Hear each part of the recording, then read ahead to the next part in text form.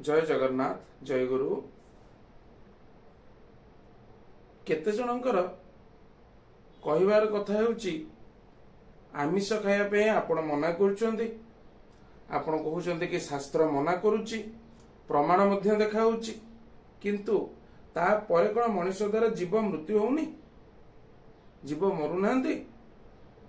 तो किपरि मरुचंती? जेतबेले आमे चालुचु, जेतबेले आमे निश्वास नउचु, ता द्वारा मध्ये बहुत जीव मरुचंती। निश्वास भीतर को निश्वास माध्यम रे भीतर को जाई भी जीव मरुचंती। चालिबा द्वारा पादर मध्ये केते जीव मरि जाउचंती।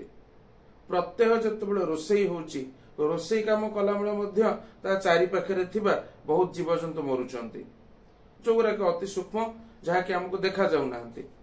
जदि हमें आमिष न खाइबा द्वारा जीव हत्या अटका जाई पारुची, रोका जाई पारुची, कोन हमें एपटे जीव हत्या करूनु?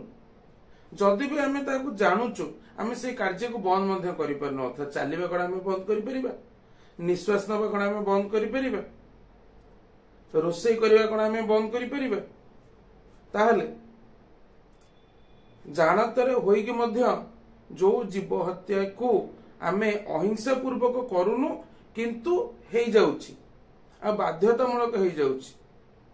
सही पापुरु रक्षा पाइबा पई शास्त्र कोन किछि उपाय अछि?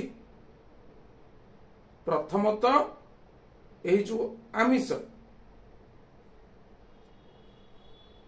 ताहा आमे जानी की खाउछु, जा फल रे आमे अहिंसा बा अहिंसा न करी हिंसा रे भागीदार होछु।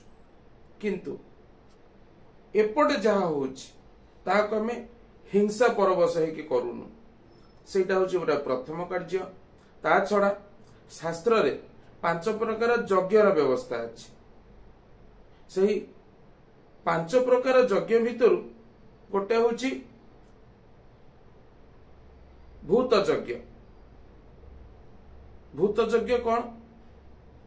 भूत यज्ञ होछि जेहेतु आमे अजानतरे बा जानतरे बाध्यतामूलक भावे प्रत्यह बा प्रत्येक दिन अनेक जीवजंतु आम द्वारा मरुचंती, अनेक सूक्ष्माति सूक्ष्म जीवजंतु जहाँ को आमे देखि भी पारुनु, ताकू बा सही पापर उद्धार पाइबा पई भूत यज्ञर व्यवस्था अछि। भूत यज्ञ कोन? जीव सेवा, जीव हत्यारू रक्षा पाइबा पई जीव सेवार व्यवस्था अछि। किपरि?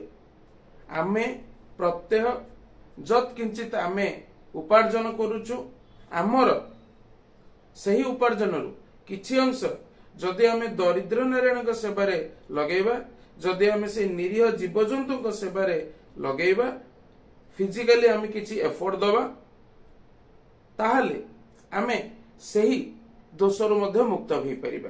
अर्थात आम आखि सामने जदि कोनोसी निराश्रय वृद्धा, जदि कोनोसी पिला असुविधार अछंती, आमे जदि तांको पाखरे जे ठिया होई परिबा, जदि कोनोसी जीवजंतु को मुखरे प्रतिदिन किछि खाइबा पई देई परिबा, ता द्वारा आमे एही ऋणनु मुक्त होई परिबा।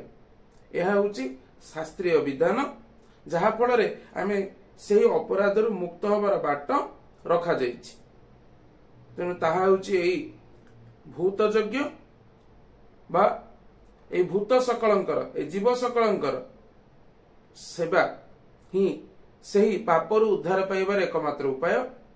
आज वीडियो आपण मानको किपरि लागिला निहाती कमेंट्स करके जणांतु। रहिली जय जगन्नाथ जय गुरु।